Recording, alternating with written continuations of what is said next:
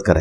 لیکن ایک بندہ میرے سامنے موجود نہیں ہے, بغداد میں ہے, قبر کے اندر ہے, اور میں کہتا ہوں جی غوث پاک 2 بوتلیں نیسلے دیا بھیج دو. غوث پاک نہیں بھیج سکتے بھائی 2 بوتلیں نیسلے کی. ہاں وہاں آپ فون کر کے کسی سے کوئی منگوانا چاہیں وہ ایک علیحدہ بات ہے. قبر والے کے ساتھ آپ کی کمیونیکیشن نہیں ہو سکتی, یہ غائب میں پکارنا ہو جائے گا, اور یہ اسلام میں شرک ہے. کہتے ہیں کہاں لکھا ہوا ہے؟ قرآن میں لکھا ہے سورۃ النمل میں, امن یجیب المضطر اذا دعا ویکشف السوء ویجعلکم خلفاء الارض االہ مع اللہ. بھلا بتاؤ تو کون ہے جو مصیبت اور پریشانی میں گھرے ہوئے شخص کی فریاد کو سنتا ہے اور اس سے اس کی تکلیف کو دور کر دیتا ہے اور تمہیں زمین پر اگلوں کا خلیفہ کرتا ہے؟ کیا اللہ کے ساتھ کوئی اور معبود بھی ہے جس کی یہ کوالٹیز ہوں؟ قلیلا ما تذکرون, بہت کم ہی تم نصیحت حاصل کرتے ہو. اس آیت کے تحت جو شخص عبد القادر جیلانی کو دعا میں پکارتا ہے, ان سے مدد مانگتا ہے, گویا وہ انہیں معبود مانے ہوئے ہے, چاہے وہ اللہ کا بندہ سمجھ کے اور چاہے کوئی منی گاڈ سمجھ کے. کیونکہ یہاں اللہ تعالیٰ فرما رہے کہ کیا اللہ کے ساتھ کوئی اور معبود ہے جو تمہاری مصیبت اور پریشانی کو سنے اور تکلیف دور کرے؟ ظاہری اسباب کی نہیں بات ہو رہی, دعا کے اعتبار سے. یہ آپ کو کہ جی ہم روٹی امی سے مانگتے ہیں, اور مری ہوئی امی سے کون روٹی مانگتا ہے؟ امی سے ضرور مانگے ظاہری اسباب میں, لیکن فوت شدگان سے, اور نہیں جی وہ آخرت کی زندگی میں زندہ ہے. آخرت کی زندگی میں اگر زندہ ہے تو شہید کی بیوہ جو ہے وہ شہید کے مرنے کے بعد دوسرا نکاح کیوں کر لیتی ہے؟ اسے کہنا چاہیے نا میرا خاوند تو زندہ ہے, میں نکاح نہیں کروں گی. کہتے نہیں او زندگی ہو رہا ہے, ہاں آئے ہو نا داڑھ گلے, پتہ سب کچھ ہے ان کو, تھوڑا سا نا ذرا ٹھوکر مارنی پڑتی ہے تو یہ مردے زندہ ہو جاتے ہیں اللہ کے فضل سے علمی طور پہ. تو ظاہری اسباب اللہ تعالیٰ نے جو رکھے ہوئے ہیں وہ اللہ نے پانی کو پیاس بجھانے کا ذریعہ بنایا ہے, کھانے کو بھوک مٹانے کا ذریعہ بنایا ہے, لیکن ہم پانی یا کھانے والی چیزوں کو مدد کے لیے نہیں پکارتے. ورنہ میں نے اکثر بتایا کہ اس پلانٹ ارتھ پہ سب سے بڑا اگر کوئی مشکل کشا ہے نا مخلوقات میں تو وہ سورج ہے. سورج کی وجہ سے زمین پہ موسم بدلتے ہیں, سورج کی وجہ سے ہوائیں چلتی ہیں, سورج کی وجہ سے سمندروں کا پانی ایویپوریٹ ہو کے بارش کی شکل میں ہمارے اوپر برستا ہے اور گلیشیئرز کی فارم میں سٹور ہوتا ہے پہاڑوں پر. اسی سورج کی تپش کی وجہ سے وہ پہاڑ پہ رکھی ہوئی برف پگھلتی ہے اور وہ دریا جاری ہوتے ہیں زمین پر بھی, زمین کے نیچے بھی, اور اس پانی سے ہم انرجی حاصل کرتے ہیں. اور سورج کی وجہ سے ہی یہ جو پانی حاصل ہوتا ہے یہ پودوں کو لگتا ہے اور پودے اپنی خوراک تیار کرتے ہیں, ان پودوں کو جانور کھاتے ہیں اور ہم ان جانوروں کو کھاتے ہیں اور ان پودوں کو کھاتے ہیں. اس پلانٹ ارتھ پہ زندگی اگر کسی کی وجہ سے آباد ہے تو وہ سورج ہے. سورج مر جائے زندگی ختم ہو جائے. کیا ہمیں کبھی وہم بھی ہوا کہ ہم سورج کو مدد کے لیے پکارے؟ جو سب سے بڑا مشکل کچھ ہے, کہتے ہیں جی دیکھو نا جی ڈیوٹیاں لگی ہیں نا, ڈیوٹی سورج دی نہیں لگی ہوئی بھائی, ڈیوٹی لگی بھی ہو تب بھی پکارنا اللہ کو ہے. ہاں حضرت میکائیل کی ڈیوٹی ہے بارش برسانے پہ, لیکن پکارتے ہم کس کو ہیں؟ اللہ کو.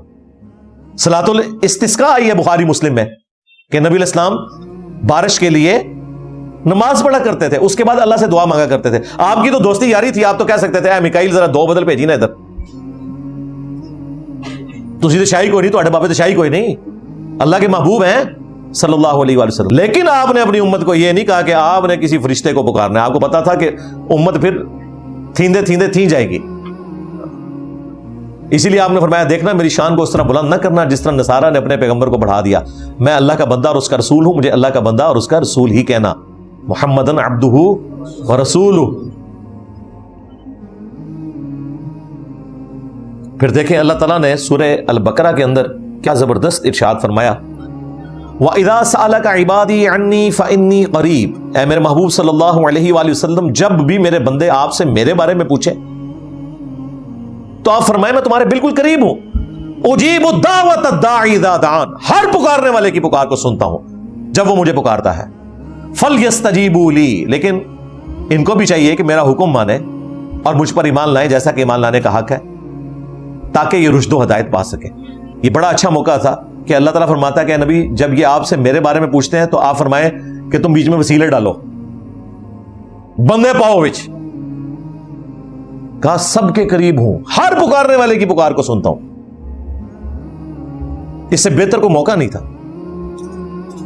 ادعونی استجب لکم وقال ربکم, اور تمہارے رب نے یہ کہا ادعونی استجب لکم, مجھ سے مانگو میں دعا کو قبول کروں گا. ان الذین یستکبرون عن عبادتی، بے شک جو لوگ اس عبادت میں تکبر کریں گے. دعا کو عبادت کہا، پوائنٹ ٹو بی نوٹڈ. دعا ہی عبادت ہے. کہتے ہیں جی ہم اللہ کے سوا کسی کی عبادت نہیں کرتے. بھائی جب تم شیخ عبد القادر جیلانی کو المدد کہہ کے پکارتے ہو تو تم عبد القادر جیلانی کی عبادت کر رہے ہو. کیوں؟ الدعاء هو العبادہ. جامعہ ترمذی سنن نبی داؤد میں حدیث ہے دعا ہی تو عبادت ہے. اس کے بعد حضور نے بھی یہی آیت پڑھی، وقال ربکم ادعونی استجب لکم، سورہ المؤمن کی آیت نمبر 60. تمہارے رب نے فرمایا مجھ سے مانگو میں قبول کروں گا، اور جو مجھ سے مانگنے میں تکبر کریں گے میں انہیں ذلیل و خوار کر کے جہنم میں داخل کروں گا. ہمارا رب وہ شہنشاہ ہے کہ جس سے نہ مانگا جائے تو وہ ناراض ہوتا ہے. دنیا کے شہنشاہ مانگنے کے اوپر ناراض ہوتے ہیں، اور ہمارا رب وہ ہے کہ اس سے نہ مانگا جائے تو وہ ناراض ہوتا ہے. اور پھر اہل تشیع کے لیے خصوصاً میں کہوں گا، کیونکہ جس طریقے سے انہوں نے اہل البیت علیہ السلام کے ناموں کے اوپر ایک شرک کا بازار گرم کر رکھا ہے، ویسے ان کے صبح شام کے اذکار میں یہ ذکر ہے امن یجیب المضطر اذا دعا. اندازہ کریں سب سے سخت آیت توحید کے حوالے سے، جس میں اللہ نے کہا کہ اللہ کے سوا کسی اور کے بارے میں عقیدہ نہ کہ وہ دعا سنتا ہے، تو گویا تم نے اسے معبود مان لیا. یہ شیعہ کے صبح شام کے اذکار میں، لیکن بغیر ترجمے کے پڑھتے ہیں نا. ترجمہ پڑھیں تو پتہ چل جائے کہ یا علی مدد کہاں سے نکلا ہے بیچ میں سے. اور پھر مولا علی علیہ السلام کا جو مکتوب نمبر 31 ہے نہج البلاغہ میں، حسن ابن علی کے نام جب جنگ صفین سے واپس آ رہے تھے تو حضرت علی نے ایک خط حسن ابن علی کے نام وصیت کے طور پر لکھا. ویسے تو وہ حضرت علی کے ساتھ ہی تھے، لیکن ان کو وصیت کر رہے تھے کہ زندگی موت کا پتہ نہیں ہے. اس کے سٹارٹ میں انہوں نے کہا کہ یہ اس باپ کی وصیت ہے جس نے عنقریب فنا ہو جانا ہے اور باقی رہنے والی اللہ کی ذات ہے. بڑے رقت انگیز الفاظ ہیں، کافی لمبا خطبہ ہے. اس میں وہ کہتے ہیں اے میرے بیٹے حسن، یہ اس باپ کی وصیت ہے جس نے زندگی کے نشیب و فراز دیکھ لی ہیں، اتار اور چڑھاؤ. اب میں تجھے کچھ نصیحتیں کروں گا.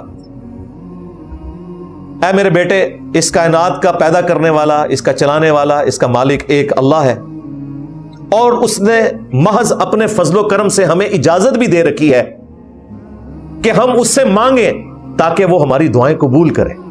مولا علی کہہ رہے ہیں یہ بھی اللہ کا کرم ہے کہ اس نے ہمیں یہ بھی اجازت دی ہے کہ اتنی بڑی ہستی میں اجازت دے رہی ہے کہ ہم اس سے مانگیں. انسان کی کیا اوقات ہے، اتنی بڑی ہستی، تاکہ میں اسے عطا کروں. مجھ سے سوال کریں تاکہ میں اس کا سوال پورا کروں. اور پھر وہ کہتے ہیں اے میرے بیٹے حسن، اللہ کی بارگاہ وہ درگاہ ہے جس نے اپنا کوئی دربان بھی مقرر نہیں کیا.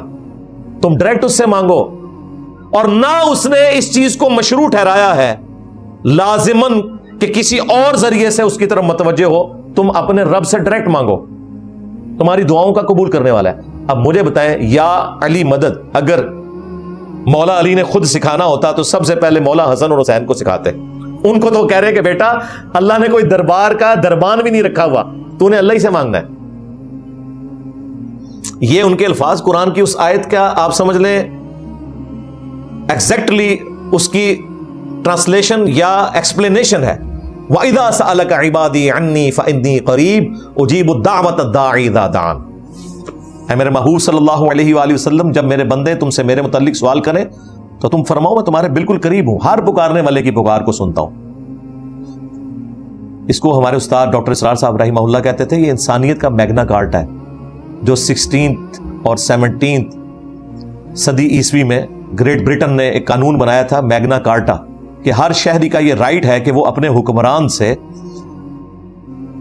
اپنی مشکلات کے حوالے سے رجوع کر سکتا ہے. اللہ تعالیٰ نے ظاہر ہے کہ حکمرانوں کو اس لیے رعایا کے اوپر حاکم بنایا کہ وہ ان کو اکاؤنٹیبل ہوں. تو اس قانون کا نام رکھا تھا انہوں نے میگنا کارٹا.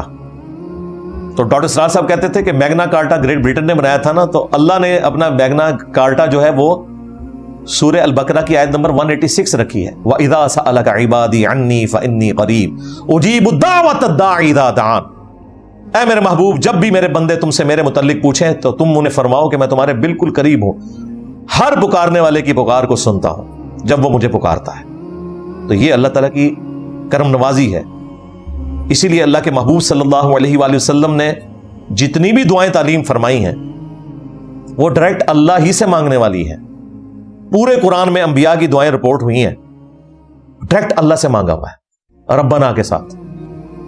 ایون نبی علیہ السلام نے جو مصیبت اور پریشانی سے بچنے کے وظائف بتائے ہوئے ہیں وہ ڈائریکٹ اللہ سے مانگا ہوا ہے.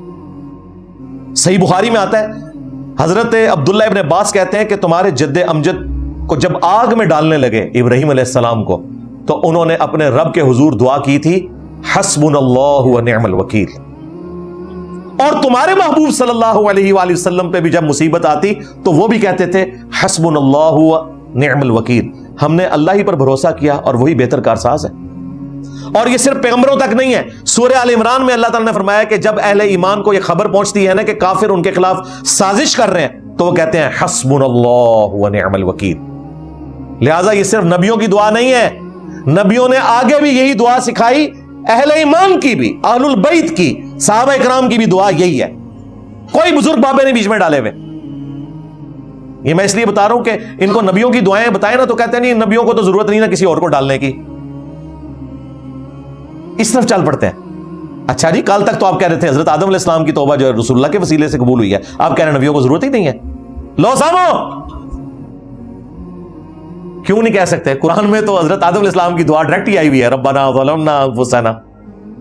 وہ المستدرک الحاکم میں جعلی روایت ہے, بالکل جھوٹی روایت ہے, وہ میری اس کے اوپر ویڈیوز ریکارڈ ہے. کہتے ہیں انبیاء کو تو ضرورت نہیں ہے, نچلے والوں کو. تو قرآن میں تو اللہ نے اہل ایمان کی نشانی بتائی ہے, نچلے والوں کی, کہ وہ کہتے ہیں حسبنا اللہ و نعم الوکیل. پھر جامعہ ترمذی میں حدیث موجود ہے, نبی علیہ السلام نے کہا کہ جو بھی یونس علیہ السلام کی دعا کے ذریعے اللہ کی طرف متوجہ ہو اللہ تعالیٰ اسے محروم نہیں لوٹاتا. لا الہ الا انت سبحانک انی کنت من الظالمین. دیکھ لیں, اور نبی علیہ السلام یہ امت کو تعلیم کر رہے ہیں, ہاں یہ ذہن میں رکھیے گا. اور یہ جو حضور نے کہا نا کہ اللہ تعالیٰ محروم نہیں لوٹاتا, یہ الفاظ قرآن میں بھی ہیں, کذالک ننجی المؤمنین, ہم اہل ایمان کو بھی نجات دیں گے جس طرح یونس کو دی تھی جو بھی یہ دعا مانگے گا. پھر آپ دیکھیں جامعہ ترمذی میں اور المستدرک للحاکم میں موجود ہے کہ نبی علیہ السلام پہ جب بھی مصیبت اور پریشانی آتی آپ اللہ کے حضور دعا کرتے, یا حی یا قیوم برحمتک استغیث, اے خود سے زندہ ہر چیز کو تھامنے والے, میں تیری رحمت کے ساتھ تیری مدد کا سوال کرتا ہوں. الف سے پڑھیں گے یعنی حمزہ سے تو استغیث سنگولر کا سیگا ہے, اور نون سے پڑھیں گے نستغیث تو جمع کا سیگا ہے. دونوں الفاظ درست ہیں.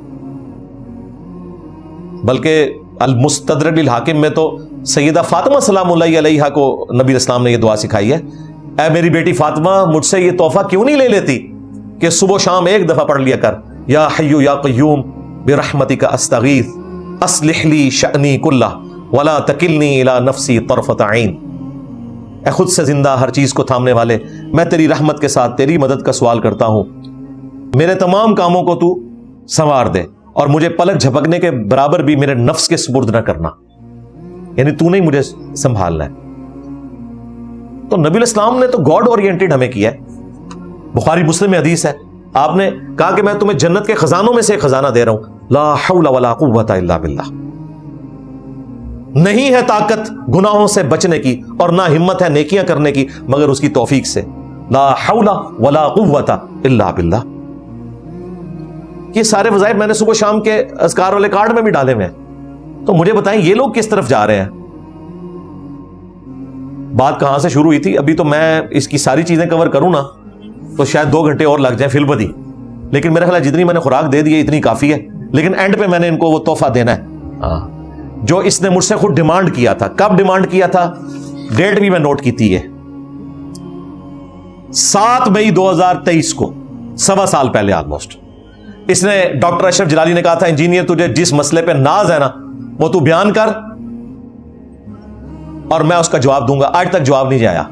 ڈاکٹر صاحب آج میں دوبارہ ریپیٹ کر رہا ہوں, میں ادی کو انجینئر نہیں کروں گا تھوڑے نکے پر ساتھ رضوی نوں میں کچھ عرصہ پہلے کاغذی شیر نو دوبارہ تو وہ سارا تحفہ دیتا ہے, لیکن آپ کے لیے میں ریپیٹ کر رہا ہوں کہ یہ منافقت چھوڑیں اور کیمرے میں آ کے یہ 5 عقیدے جو میں نے بیان کیے تھے نا تمہارے بزرگوں کی کتابوں سے جن کو تم اون کرتے ہو